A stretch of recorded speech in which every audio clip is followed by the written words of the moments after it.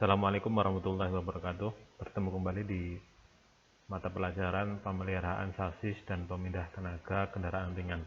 Pada kesempatan kali ini kita akan membahas sistem rem.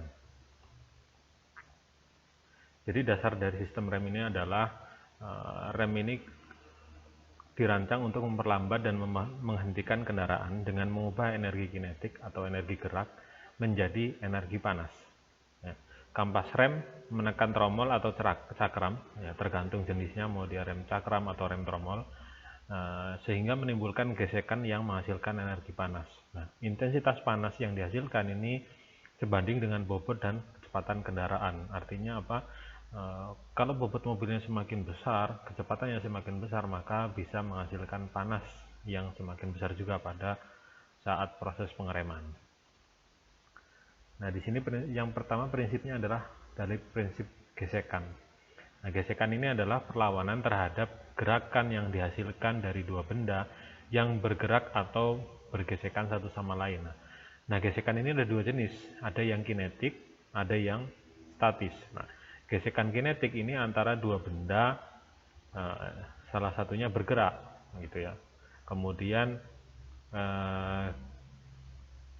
gesekan kinetik ini menghasilkan panas. Nah, semakin banyak gesekan kinetik yang dihasilkan, maka banyak pula panas yang dihasilkan. Jadi makin banyak gesekan, otomatis makin panas. Nah, kemudian gesekan yang statis ini terjadi antara dua benda yang diam. Nah, gesekan kinetik ini terjadi pada saat mobil sedang melaju kemudian direm, maka akan terjadi perlambatan atau penurunan kecepatan. Nah, yang terjadi di situ adalah gesekan kinetik. Kenapa? Karena bendanya yang satu bergerak, yang satu diam, ya. Jadi di sana misalnya rem tromol, tromolnya berputar, artinya dia bergerak. Kemudian pada bagian kampasnya, kampas remnya itu diam. Nah, sedangkan gesekan statis ini terjadi pada saat kendaraan tersebut diparkir. Jadi misalnya mobil parkir di kondisi yang jalannya tidak rata atau miring, ya, misalnya di tanjakan atau di turunan, kemudian di rem tangan atau rem parkir, ya, itu kondisi mobil kan itu berhenti. Nah, artinya di sana tidak terjadi pergerakan. Berarti dua-duanya, baik itu kampas rem maupun tromolnya, itu sama-sama diam, maka itu disebut dengan gesekan statis.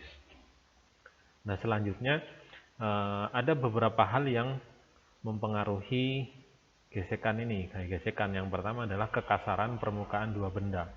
Makin kasar permukaan suatu benda, maka makin banyak gesekan yang dihasilkan. Nah, contoh sederhananya seperti ini. Misalnya di lantai lah, ya, lantai rumah kalian misalnya ada yang lantainya menggunakan porselin atau ubin, itu kan biasanya halus permukaannya, ya, licin.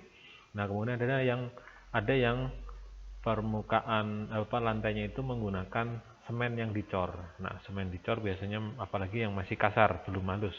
Nah, maka gesekan yang besar itu terjadi pada permukaan si semen. Kenapa? Karena permukaannya yang kasar.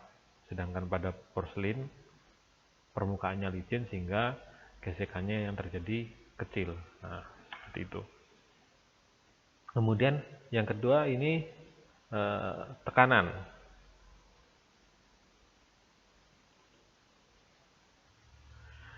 Nah, di sini semakin besar tekanan pada suatu benda, semakin banyak gesekan yang dihasilkan. Nah, oleh karena itu, semakin besar tekanan yang diterapkan untuk rem, semua faktor lain sama, maka semakin besar daya rem yang dihasilkan. Nah, jadi semakin besar tekanannya. Jadi misalnya kampas rem itu pada saat proses pengeraman itu kan ditekannya nanti oleh oleh silinder roda, ya. Kalau tekanan yang dihasilkan semakin besar, maka gaya geseknya akan semakin besar juga.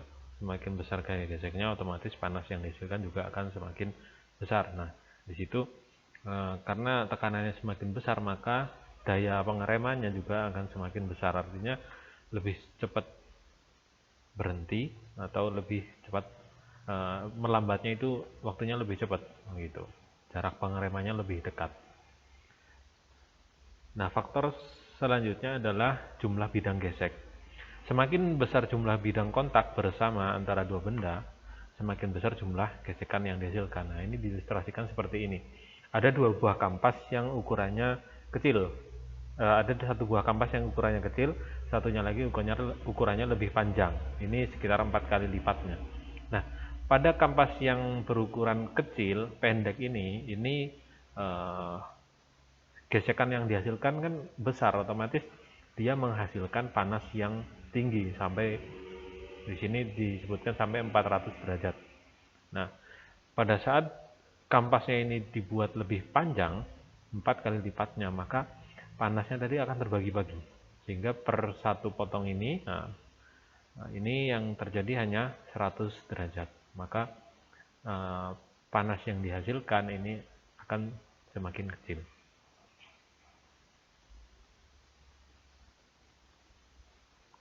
Nah, selanjutnya untuk panas dan bidang gesek rem.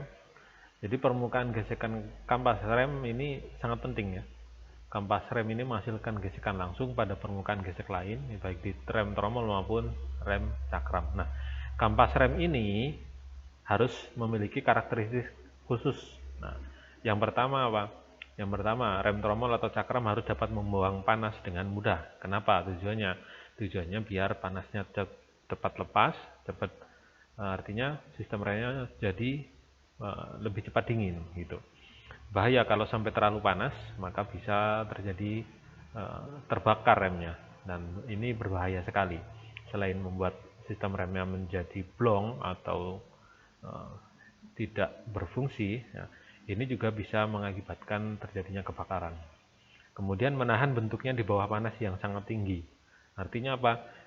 Jangan sampai karena panas yang tinggi tadi, karena ada gesekan di sistem rem tadi, karena kepanasan, bentuknya jadi berubah. Misalnya kampas rem dibuat dari bahan plastik. Pada saat dikasih panas, di rem menghasilkan panas tinggi, plastiknya akan meleleh. Nah, ini kan berubah bentuk.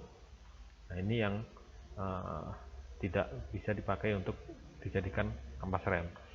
Menahan perubahan suhu yang cepat, menahan kebengkokan dan distorsi. Nah, ini makanya tromol dan cakram terbuat dari besi atau baja yang dikombinasikan dengan aluminium. Sedangkan untuk kampas rem harus dibuat lebih lembut daripada tromol atau cakram. Nah, kenapa? Tujuannya agar istilahnya antara kampas rem dengan tromolnya itu yang kalah duluan sih kampasnya. Kenapa? Ini salah satu faktor penyebabnya adalah dari segi biaya produksi. Kalau kampas rem kan bikinnya lebih murah daripada bikin si tromol atau cakramnya. Kemudian di sini untuk kampas remnya ini terbuat dari bahan organik, ada partikel logam dan mineral lainnya yang dicampur menjadi satu kesatuan. Nah, ada sebuah catatan, selama bertahun-tahun asbes umumnya digunakan dalam kampas rem. Asbes adalah senyawa menyebabkan kanker. Nah, terkait dengan hal ini, maka dalam proses perbaikan rem nanti biasanya rem yang sudah digunakan akan terjadi debu ya, akan ada timbul debu pada kampas rem. Jadi kampas rem yang sudah bergesekan berubah rontok jadi debu. Nah, debunya ini jangan sampai terhirup atau masuk ke pernapasan kita, karena ini berbahaya, bisa menyebabkan kanker. Makanya pada saat proses perbaikan rem, bongkar rem, kemudian membersihkan rem itu harus menggunakan masker untuk alasan keamanan dan kesehatan. Kemudian jika koefisien geseknya terlalu besar, rem terlalu sensitif sehingga dapat menyebabkan kendaraan mudah selip. Maksudnya ini bahasa sederhananya ini remnya terlalu pakem. Jadi kalau terlalu pakem gitu, rem sedikit langsung kunci. Nah, ini juga berbahaya. Makanya nanti ada istilah atau ada teknologi yang disebut dengan anti-lock braking system atau disebut dengan ABS. Nah, itu untuk menghindari terjadinya roda mengunci pada saat mengerem secara mendadak. Nah, kemudian jika koefisien geseknya terlalu rendah, ini rem membutuhkan tekanan yang berlebihan. Nah, tekanan rem yang berlebihan ini menghasilkan panas yang berlebihan juga, dan ini bisa mengakibatkan kegagalan sistem remnya blong tadi, atau bisa mengakibatkan komponennya terbakar dan lain sebagainya. Nah, yang ketiga faktornya adalah berat dan kecepatan. Semakin berat kendaraan yang bergerak, maka semakin banyak energi kinetik yang dimilikinya. Ya, artinya beda antara rem truk dengan rem mobil sedan. Kenapa? Karena dari segi berat kendaraannya itu jauh berbeda, sangat jauh lebih besar yang truk. Nah, di situ energi kinetik dari kendaraan tersebut itu lebih besar, maka sistem pengeremannya berbeda ya, antara truk dengan mobil sedan. Karena beratnya juga berbeda, maka gaya pengereman yang dihasilkan juga akan berbeda. Kemudian yang keempat ini ada gesekan antara ban dan jalan. Jadi titik di mana kontak ban kendaraan dengan jalan ini disebut dengan jejak ban. Kemudian perubahan jejak ban ini berpengaruh pada kemampuan kendaraan untuk berhenti. Nah, faktor-faktornya yang pertama, semakin besar diameter ban, semakin besar telapaknya. Maka gaya pengereman yang diperlukan ini semakin besar. Kemudian berat kendaraan berlebihan ini dapat mendistorsi telapak ban dan dengan demikian mengurangi pegangan ban di jalan. Jadi makanya ban itu biasanya ada ketentuannya, harus mampu menahan beban sekian. Kalau diberikan beban yang berlebihan, maka akan terjadi distorsi pada telapak bannya dan ini mengganggu cengkraman antara ban dengan permukaan jalan. Kemudian untuk mengontrol kendaraan, cengkraman harus tetap ada pada tapak ban. Nah, jika sampai tidak ada tapak bannya ini, cengkramannya di luar tapak ban, maka bisa terjadi ketidakstabilan. Nah, kita masuk ke sistem rem. Jadi seperti yang sudah kita bahas tadi, sistem rem ini tadi fungsinya untuk mengurangi atau menghentikan kecepatan kendaraan, kemudian memungkinkan kendaraan parkir di tempat yang menurun, kemudian sebagai alat pengaman dan menjamin pengendaraan yang aman. Nah, komponen-komponen pada sistem rem kendaraan atau mobil ya, pada rem mobil ini ada yang pertama ini parking brake lever atau tuas rem parkir. Nah, ini digunakan pada saat memarkirkan kendaraan. Ini dicontohkan kendaraan tipe sedan ya, mobil sedan. Kemudian di sini ada brake pedal atau pedal rem, kemudian ada brake booster atau booster rem, penguat remnya. Kemudian ada master cylinder, kemudian proportioning valve, ada disc brake, kemudian ada drum brake, dan ada parking brake cable. Jadi parking brake cable ini kabel rem yang untuk rem parkir. Ya, jadi pada saat rem parkir dia menggunakan kabel, tidak menggunakan sistem hidrolik. Nah, di sini bisa kita lihat si pengemudi atau supir kendaraan ini dia akan menekan pedal rem, kemudian tekanannya diteruskan untuk menekan masuk ke master cylinder. Di master cylinder itu ada minyak remnya tadi ditekan.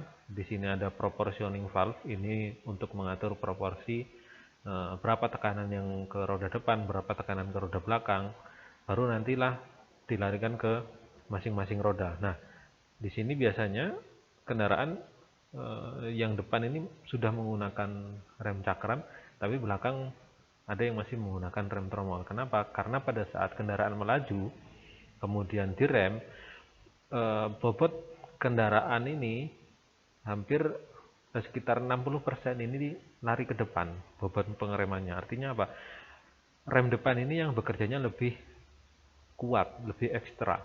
Makanya rem depan dibuat dengan yang rem cakram, sedangkan yang belakang masih menggunakan tromol.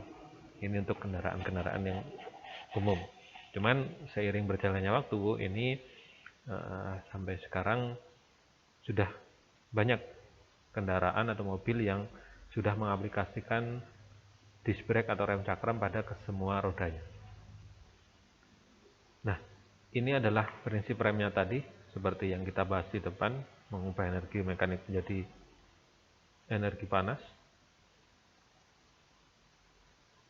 di mana panasnya timbulkan gesekan, kemudian gesekan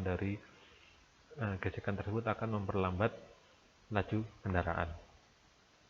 Nah, untuk tipe-tipe rem atau jenis-jenis rem yang digunakan pada kendaraan bermotor ini digolongkan menjadi beberapa tipe. Yang pertama, ini berdasarkan penggunaannya. Yang pertama adalah rem kaki atau foot brake. Dioperasikannya menggunakan kaki untuk mengontrol kecepatan dan menghentikan kendaraan. Nah, kemudian yang kedua ada rem parkir atau parking brake. Ini untuk menahan kendaraan supaya tidak mudah bergerak saat parkir. Nah, ada tambahan lagi, satu lagi yang namanya rem tambahan atau auxiliary brake. Ini untuk membantu rem kaki, umumnya digunakan pada kendaraan besar dan berat. Nah, ini biasanya pada kendaraan-kendaraan truk yang besar, ada tambahan di sana biasanya menggunakan udara bertekanan atau sistem pneumatik ya. Nah, jadi ini dibagi dua ini. Rem kaki dari rem ini dibagi tiga tadi, rem kaki, rem parkir, rem tambahan. Nah, untuk rem kaki ini ada rem hidrolis, pneumatis untuk mengerem si roda. Kemudian rem pneumatis ini yang ada pada kendaraan truk-truk biasanya. Kemudian ada rem parkir atau rem mekanik, ini menggunakan tali biasanya ya.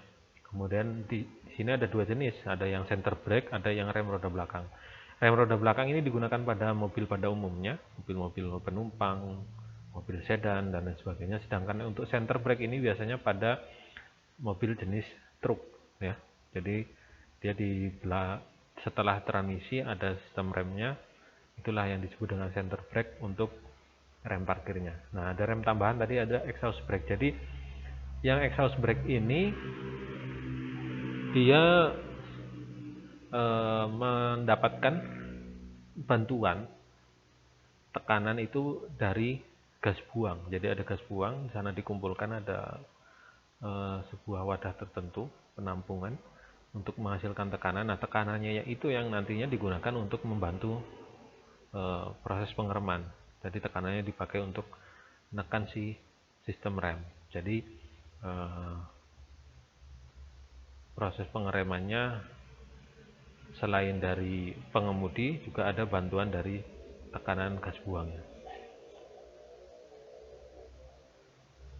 Kemudian untuk rem kaki ini dikelompokkan lagi menjadi dua, ada yang hidrolik, ada yang pneumatik yang tadi ya. Nah, ini untuk yang hidrolis dia menggunakan cairan atau minyak rem biasanya.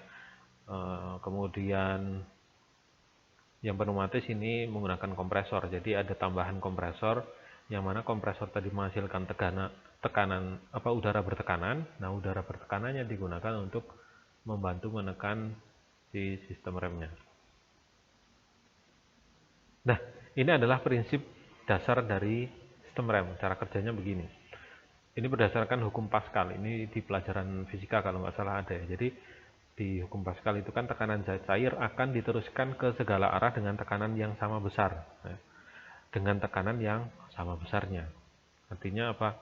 Kalau di sini kita tekan ya dengan tekanan yang misalnya 200 bar misal, maka semua yang keluar dari sini hasilnya apa? 200 bar juga.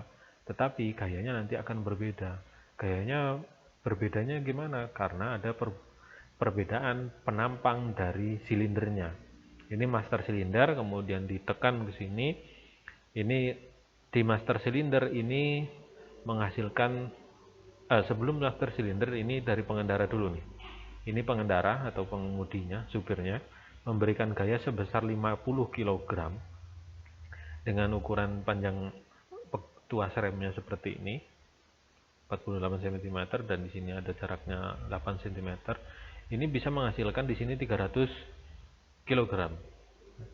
Menghasilkan tekanan 300 kg. Di sini diameternya penampangnya 10 cm persegi. Masuklah ke sini terbagi menjadi 3 silinder. 3 silinder ini ukurannya berbeda-beda. Yang ini luas penampangnya 5 cm persegi, yang ini 10, kemudian yang ini adalah 20. Dari sini bisa kita lihat untuk tekanannya ini diteruskannya sama. Jadi tekanannya sama, tekanan sama, tekanan sama. Karena penampang silindernya berbeda, maka gaya yang dihasilkan juga akan berbeda nantinya. Artinya apa? Di sini kita lihat, di sini hanya 5 cm persegi luas penampangnya. Maka di sini hanya bisa menghasilkan tekanan sebesar 150 kg. Sedangkan di sini 10 cm persegi. Kenapa? Ini diameternya sama. Jadi dari sini 300 kg, keluar di sini juga akan menghasilkan tekanan 300 kg. Kemudian di sini diameternya 20, luas penampangnya 20 cm persegi, maka akan menghasilkan tekanan sebesar 600 kg. Nah, makanya di kendaraan biasanya ukuran antara diameter master silinder dengan diameter silinder roda itu berbeda. Biasanya di silinder rodanya akan lebih besar. Tujuannya apa? Tujuannya biar dari sini enteng, maka di sini menghasilkan yang tekanan yang besar, begitu. Gaya yang besar, gaya pengereman yang besar, sehingga hanya rem itu lebih terasa enteng, simpelnya seperti itu. Nah, ini adalah cara kerja pedal remnya. Ini hanya sekedar perbandingan, ya. Jadi ada jarak A, kemudian ada B, kemudian di sini ada F2, ada F1. F1 ini gaya yang menekan pedal, artinya gaya yang diberikan oleh pengemudi pada saat dia menekan pedal. Kemudian nantinya F2 ini adalah gaya pada pushrod atau gaya yang ada pada master cylinder untuk menekan si minyak remnya seberapa. Perhitungannya seperti ini.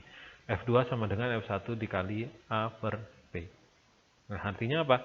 Di sini nanti kalau tuasnya ini makin panjang, maka dengan gaya F1 yang sama, F2-nya ini bisa lebih besar. Begitu. Nah, untuk sementara penjelasan tentang dasar dari sistem rem kita cukupkan sampai di sini dulu. Jika ada pertanyaan silakan ditanyakan. Akhir kata, Assalamualaikum warahmatullahi wabarakatuh.